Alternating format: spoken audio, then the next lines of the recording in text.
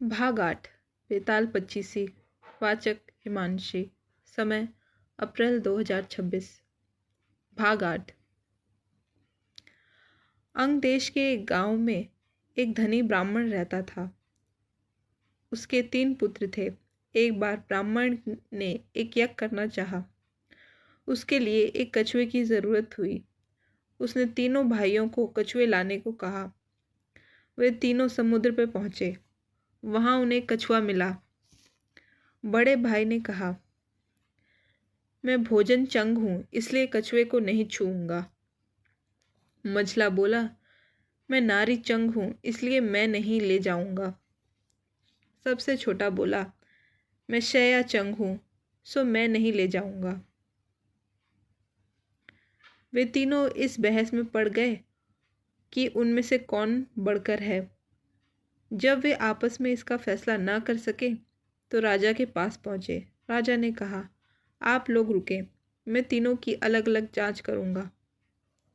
इसके बाद राजा ने बढ़िया भोजन तैयार कराया और तीनों खाने बैठे। सबसे बड़े ने कहा, खाना मैं नहीं खाऊंगा, इसमें मुर्दे की गंध आती है। वह उठकर चला गया। राजा ने पता लगाया तो मालूम हुआ कि वो खाना शमशान के पास खेत में बना था। राजा ने कहा, तुम सचमुच भोजन चंग हो, तुम्हें भोजन की पहचान है। रात के समय राजा ने एक सुंदर वेश्या को मझले भाई के पास भेजा। ज्यों ही वह वहां पहुंची कि मझले भाई ने कहा, इसे हटाओ यहाँ से, इसके शरीर से बकरी के दूध की गंध आती है। राजा ने यह सुनकर पता लगाया तो मालूम हुआ कि वह वेश्या बचपन में बकरी के दूध पर पली थी। राजा को बड़ा खुश हुआ और बोला, तुम सचमुच नारी चंग हो। इसके बाद उसने तीसरे भाई को सोने के लिए 7 गद्दे का पलंग दिया।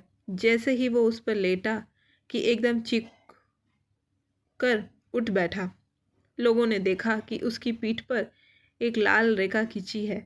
राजा को खबर मिली तो उसने बिछौने को दिखवाया।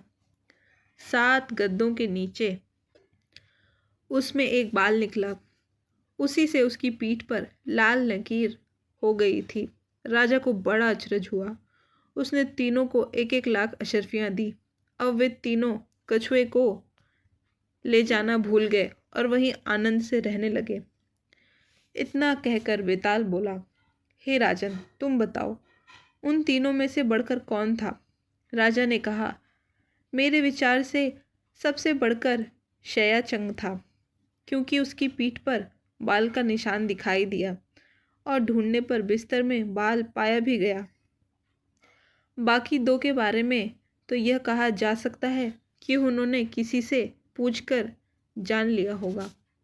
इतना सुनते ही बेताल फिर पेड़ पर जा लटका। राजा लौटकर वहां गया और उसे लेकर लौटा तो उसने यह कहानी कही। भाग 8 का अंत।